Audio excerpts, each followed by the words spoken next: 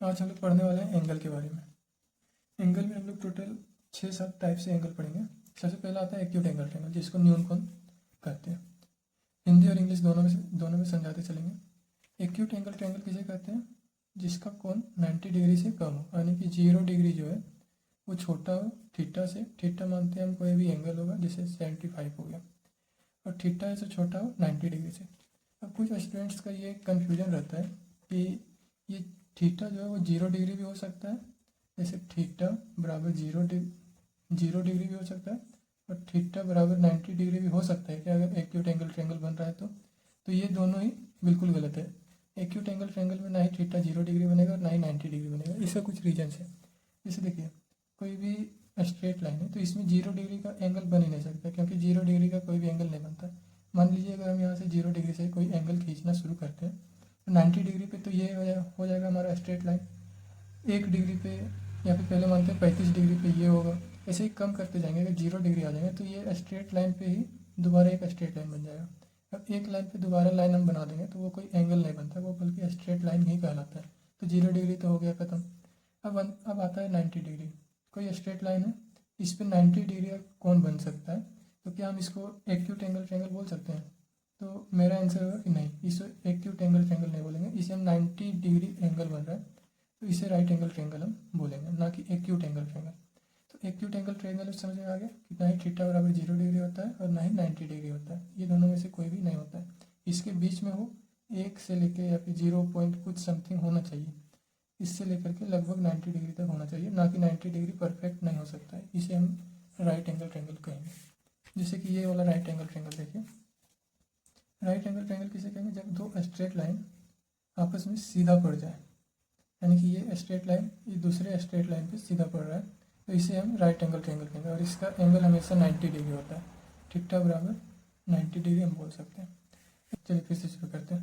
अब एब्ट्यूस angle triangle किसे कहते हैं? एब्ट्यूस एंगल ट्रायंगल हम हर बार बोल रहे हैं, ट्रायंगल बोलना गलत होगा। एब्ट्यूस एंगल, ओनली एब्ट्यूस एंगल, यानी कि अधिक कोण। ऐसा कोण जो 90 डिग्री से ज़्यादा हो लेकिन 180 डिग्री से कम हो। अब यहाँ पे कुछ स्टूडेंट्स बोलेंगे कि ये जो कोण है, यानी कि एंगल थीटा बराबर 90 डिग्री हो सकता है, ये तो हम बता दिए। और थीटा बराबर 180 हो सकता है। ये दोनों में से कुछ हो सकता है क्या? तो ये दोनों में से भी कोई नहीं होगा, बल्कि इसके बीच वाला हमको लेना होता है। थीटा बराबर 90 डिग्री होगा तो हम उसे राइट एंगल ट्रायंगल बोल देते हैं। अब थीटा बराबर जब 180 डिग्री हो जाएगा तो हम उसे स्ट्रेट एंगल ट्रायंगल बोलते हैं। तो अब टू एंगल ट्रायंगल समझ में आ गया। थीटा जो है 90 डिग्री जो है वो छोटा होगा थीटा से, और थीटा है सो छोटा होगा 180 डिग्री से। स्ट्रेट एंगल ट्रायंगल किसे कहेंगे? स्ट्रेट एंगल किसे कहेंगे? जो सीधा एक स्ट्रेट लाइन पे एंगल बना हो उसे स्ट्रेट एंगल कहेंगे। ये ऑलवेज 180 होता है, यानी कि हम थीटा बराबर डायरेक्ट 180 बोल सकते हैं। ये वाला कोण हम डायरेक्ट 180 बोल सकते हैं। अब यहाँ पे थोड़ा सा करेक्ट कर लीजिएगा, हम डायरेक्ट 180 लिख दे रहे हैं, जबकि ये डायरेक्ट 180 ना होकर के हमारा 90 डिग्री से ज़्यादा होगा। जैसे कि ये वाला कोण, ये 90 डिग्री से ज़्यादा है लेकिन 180 से कम है, मान सकते हैं इसको 110। तो ये हो सकता है हमारा ऑब्ट्यूस एंगल ट्रायंगल। तो ऐसे ही अब स्ट्रेट एंगल ट्रायंगल हम लोग देखें, 180 डिग्री जो परफेक्ट हो उसे स्ट्रेट एंगल कहा जाएगा। अब आता है रिफ्लेक्स एंगल। ये रिफ्लेक्स एंगल क्या होता है, इसके बारे में जानना है। रिफ्लेक्स एंगल यानी कि वृहत कोण। वृहत कोण, अब वृहत कोण किसे कहेंगे? वृहत यानी कि जो बाह्य कोण हो सके या फिर जो बड़ा कोण हो सके उसे हम वृहत कोण कहेंगे। जैसे कि कोई भी दो स्ट्रेट लाइन है, एक स्ट्रेट लाइन ये है और एक स्ट्रेट लाइन इसी पे बनाया गया ये है। अब ये वाला जो एंगल हमारा बन रहा है इसे ना कहकर इसके बाहर जो वाला एंगल हमारा बन रहा है इसे हम कहेंगे रिफ्लेक्स एंगल, यानी कि बाह्य कोण या फिर वृहत कोण, बड़ा वाला कोण। ये हमेशा 180 डिग्री से बड़ा होता है और 360 डिग्री से छोटा होता है। यानी कि ये एंगल जो है हमारा वो हो सकता है 200 डिग्री का, हो सकता है 350 डिग्री का, हो सकता है 270 डिग्री का हो, लेकिन ये 180 ना होगा, ना ही 360 होगा। तो ये कितना होगा? ये होगा 180 से बड़ा और 360 से छोटा, जिसे हम रिफ्लेक्स एंगल कहेंगे। Pairs of angle. पेयर्स जिसका हिंदी मतलब होता है जोड़ा, यानी कि दो का समूह, दो दो का समूह।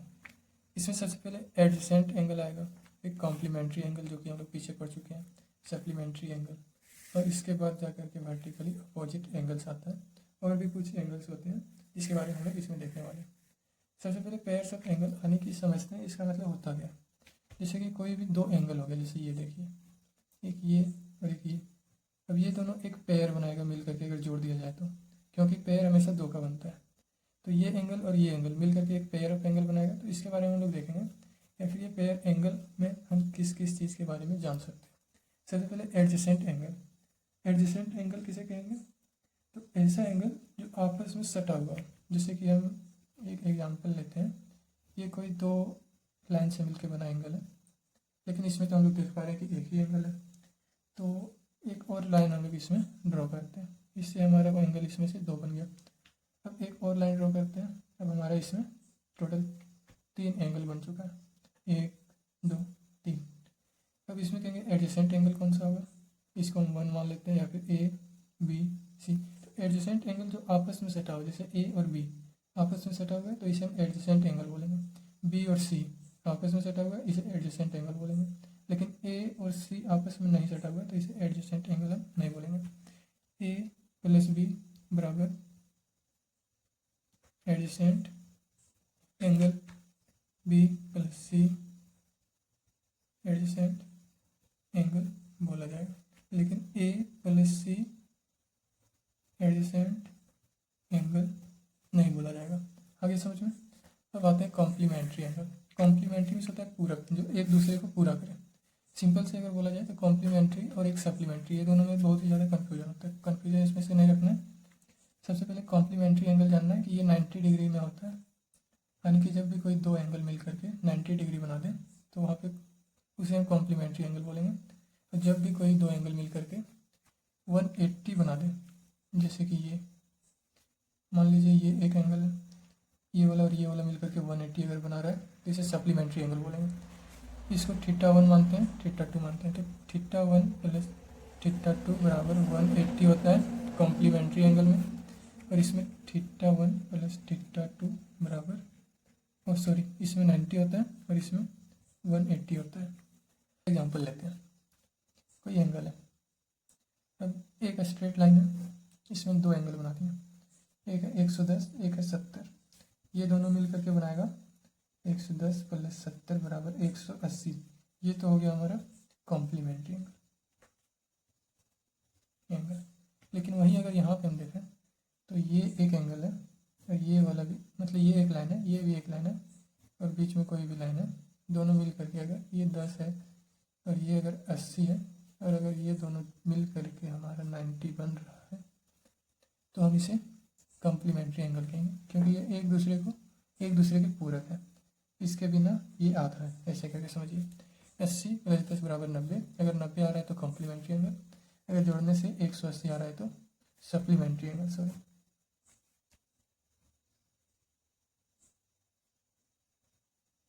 Supplementary angle. अब आगे आता है वर्टिकली अपोजिट एंगल्स।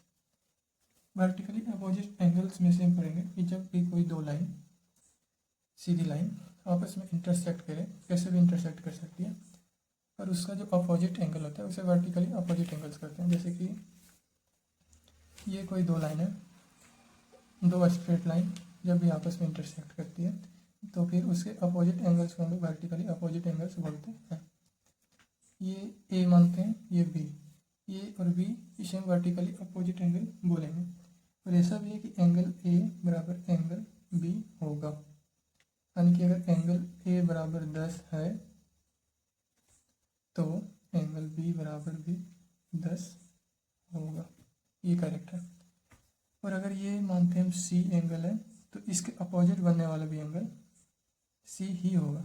इसे हम डी मान लें, उससे कोई फर्क नहीं पड़ जाता है। जैसे एंगल सी बराबर एंगल डी और एंगल ए बराबर एंगल बी। यानी कि ऐसे बोल सकते हैं कि ये अगर कोई भी ऐसी लाइन है तो अगर ये 10 है तो ये भी 10 होगा।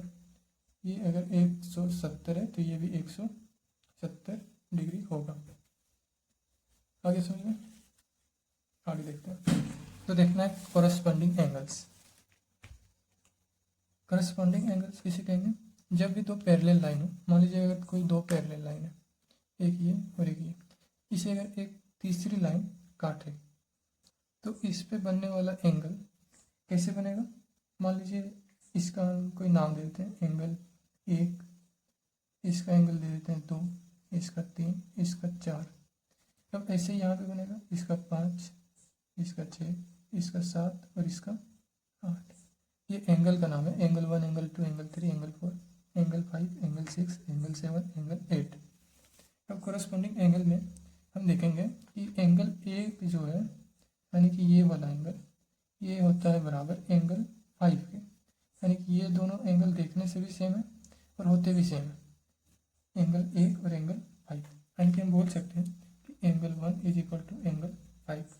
ऐसे ही हम लोग देखेंगे एंगल 4, ये ऊपर है बना हुआ एंगल, इक्वल टू होगा एंगल 8 के, एंगल 4 इक्वल टू एंगल 8।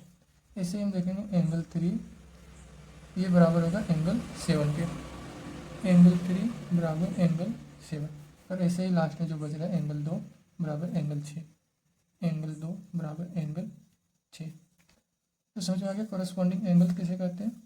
यानी कि अगर ऊपर वाला कोण ये 4, ये दोनों का, इसके बराबर होगा एंगल 8 के, ये वाला 2 नीचे वाला, ये नीचे वाले के बराबर होगा। इसके बारे में हम और डिटेल में भी बताएंगे। अब आते हैं अल्टरनेट एंगल पे। अल्टरनेट एंगल किसे कहते हैं? ये भी ऐसा ही होता है, लेकिन इसमें से थोड़ा सा कुछ डिफरेंस होता है। जैसे कि कोई दो पैरेलल लाइन है, इसे कोई तीसरी लाइन काट रही है, तो एंगल का पहले नाम देते हैं 1, 2, 3, 4, 5, 6, 7 और 8। ये हम इसका पहले नाम दे दिए। अब इस एंगल में हम देखेंगे कि ये वाला जो एंगल है, एंगल 3, ये बराबर होता है एंगल 5 का। ये हो गया हमारा अल्टरनेट एंगल। अब एंगल 1 जो बोल सकते हैं हम, ये वाला एंगल 1, ये एंगल 1 होता है एंगल 7 के। एंगल जो 2 हो गया हमारा, ये वाला एंगल 2, ये है हमारा इक्वल एंगल 8 के। अल्टरनेट एंगल मतलब जो इसके अपोजिट जैसा दिख रहा हो, जैसे एंगल 1 यहाँ पे हम देख रहे हैं ऊपर में, लेकिन वही दूसरी लाइन में ये इस साइड पे आ जाएगा। एंगल 4 यहाँ पे दिख रहा है ये वाला, यहाँ पे अगर जाएंगे तो हमारा एंगल 6 के बराबर होगा। वैसे ही एंगल 7 यहाँ पे है, तो ये वाला एंगल 7 यहाँ पे जाएंगे तो हमारा एंगल 1 के बराबर होगा। और ये वाला एंगल जो 5 है, ये हमारा एंगल 5 एंगल 3 के बराबर होगा। आगे समझो, जैसे कि देखिए angle 1 is equal to angle 7, angle 2 is equal to angle 8, ऐसे ही angle 3 is equal to angle 5, angle कौन सा बच रहा है 4 इज इक्वल टू एंगल 6 होगा। तो यहाँ तक तो समझ में आ गया। तो ये था हमारा एंगल का आज का क्लास। आज के लिए बस इतना ही। ऐसे थोड़ा सा और देख लीजिए कि ये वाला आखिर में हो कैसे रहा है। जैसे कि हम लोग कौन सा भी एंगल देख रहे थे, एंगल 1। एक इसमें से एक इम्पॉर्टेंट फैक्ट है, कोई भी दो लाइन है और अगर इसे कोई तीसरी लाइन काटे, ये भी काटे, तो ये एक जेड जैसा शेप अपना बनाता है, ये जेड। तो हमेशा ज़रूरी नहीं कि ये दो लाइन को एक सीधी लाइन काटे, ऐसा दें, कोई जेड शेप का भी कोई बन सकता है फिगर, जिसमें आपको ध्यान में रखना है कि ये कोई दो लाइन है और इसको एक तीसरी लाइन काट रही है। मान लीजिए इसे अगर बढ़ा दिया जाए तो ये फिर वही फिगर बन गया, ये वाला। और अभी हम लोग इसे देख रहे थे जेड साइज का। तो हम लोग जानेंगे कि इसमें ये वाला जो एंगल होता है ये ऑलवेज होता है एंगल बी के बराबर, यानी कि इसके बराबर, ठीक है। तो ये और ये इसके बराबर होता है, angle A is equal to angle B, A बराबर एंगल बी। वही हम लोग यहाँ पे देख रहे थे, जैसे हम लोग देखे थे angle 3 is equal to angle 5। तो हम इसे नहीं देख सकते ऐसे, ये एक लाइन है, ये जेड शेप बना रही है और ये जेड शेप में ये वाला एंगल इस एंगल के बराबर होता है। जैसा कि हम अभी आपको बताएं, कोई भी जेड शेप में ये वाला एंगल ए दूसरी ओर बना एंगल बी के बराबर होता है। तो ये 3 एंगल 5 के बराबर होगा। ऐसे अगर ये बराबर है इसके, तो ये वाला भी इसके बराबर होता है। तो जैसा कि हम लोग देखें अभी ये वाला एंगल हमारा क्या था, एंगल 8, जो कि एंगल 2 के बराबर था। उसके बाद फिर अगर इसी लाइन को हम ऊपर खींच दें और इस लाइन को हम थोड़ा सा और नीचे लेते आए, तो ऐसे ही ये रूल वाला अपना फॉलो करेगा। जैसे कि ये वाला फिर एंगल हमारा हो जाएगा ए, ये वाला अगर मान लेते हैं बी, तो ये भी हो जाएगा ए बराबर बी, ऐसे करके समझिए। तो चलिए आज के लिए बस इतना ही।